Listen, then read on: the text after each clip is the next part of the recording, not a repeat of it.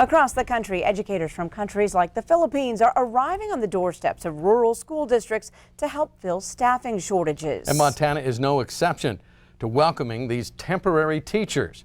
MTN Investigates' Keely Van Middendorp tonight shows us more. That's right. There doesn't seem to be any data on just how many foreign nationals are teaching in schools around the state.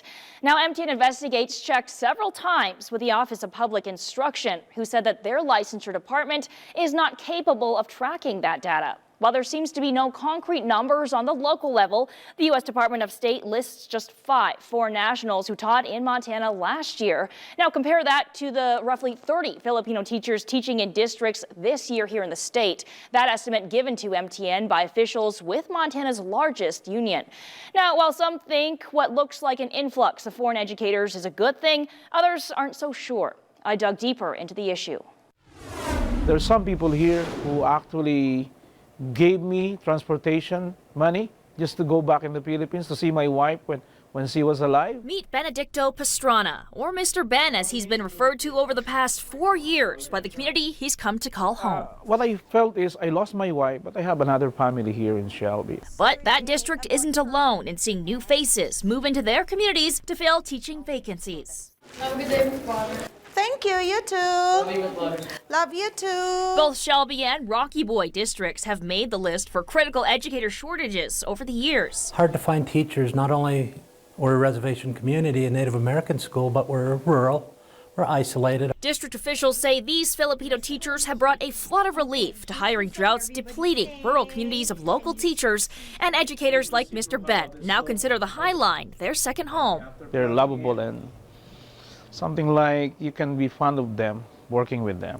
But not everyone is feeling the love. It seemed combative. An email sent in 2017 highlighted concerns from the state union's top official after a Filipino teacher opted out of paying dues to support her family still living overseas. You know, it wasn't just, oh, I'm sorry to hear that you're leaving. You know, it was more of, you have Filipino teachers? How many? Why do we have them? You know, are they licensed? MTN Investigates found all 4 Filipino teachers did have their proper licenses and certifications to teach in the district that year. We then followed up with MFPE President Eric Fever, who said the union fights for teacher benefits across the board. And I was very sorry to see them go because we're representing them regardless of the fact they're from the Philippines. He'd like to see this as a pathway to citizenship as it stands now, but says the J1 program only hurts recruitment and retention efforts, which hinge directly on the union's fight for better teacher pay and benefits. That's a very different thing than to talk about a temporary workforce from someplace else that will work for a different wage scale than maybe the folks that we want to keep there forever. Shelby officials say they would love to hire teachers who stay for decades, but that's not the reality they're facing right now. The fact of the matter is, I hire a lot of Montana teachers, and they work for 2 or 3 years for me, and then they leave. Fever says it's up to the state to provide more resources to recruit and retain local educators. It costs to employ teachers in Sunburst. Turner has 3 Filipino teachers. There are 10 teachers in Turner. Or in some cases, the districts themselves to figure out a better way. Maybe Turner just needs to figure out how to pay teachers better. We are doing everything that we can with the limitations placed upon us to provide the best possible education for our students that we can. And this would become very good. When it comes to all Montana students, Fever says a push for diversity from within state borders is needed over help from outside the U.S. We need more Native American faces in front of students in our classrooms.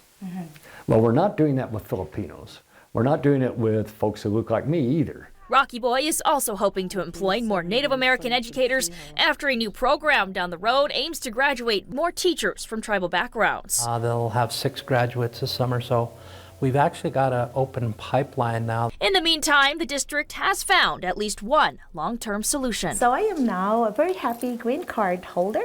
I love my new family here, like I love my children. My students, I love our staff. And I feel that, you know, they love me back too. Well, teachers like Mr. Ben cherish the time left in Shelby before heading back home. It's mixed emotions, something like I'm sad because I'll be leaving this kind of community. But I'm Also excited because my country is maybe waiting for me. Now, MTN Investigates reached out to several of these companies recruiting these educators. One of them, Foreign Culture Exchange Consultant, says that they've placed 10 Filipino teachers here in Montana in just the past 5 years. We're now working on following up with these recruiting companies to see why these teachers incur tens of thousands of dollars in debt and how much money is being made off rural education. Back to you. All right, thank you very much, Keely.